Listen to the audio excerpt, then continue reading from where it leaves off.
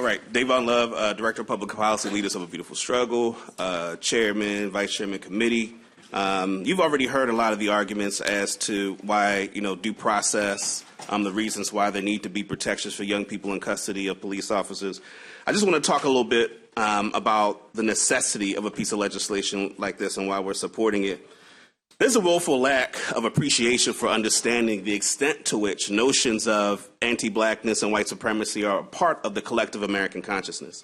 And there have actually been numerous studies that have looked at the way in which, not bigotry, which is kind of an overt animus towards people of color, but we're talking about the ways in which people internalize notions that cause people to engage in stereotyping and stigma that has policy implications.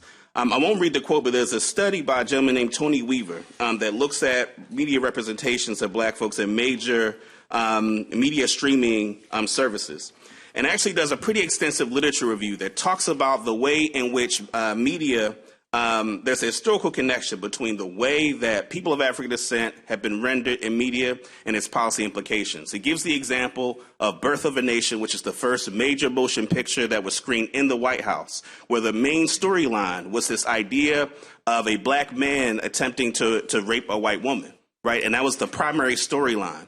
Though that rhetoric was a part of the justification for lynchings, right, during the early and middle 20th century. The reason why that's relevant today is because there's a study that was done by a gentleman named Philip Goff called The Essence of Innocence.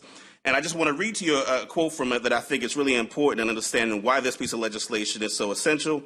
He says that, in The Essence of Innocence, that black males aged 14 to 17 are understood as culpable for their actions as non-black males ages 18 to 21.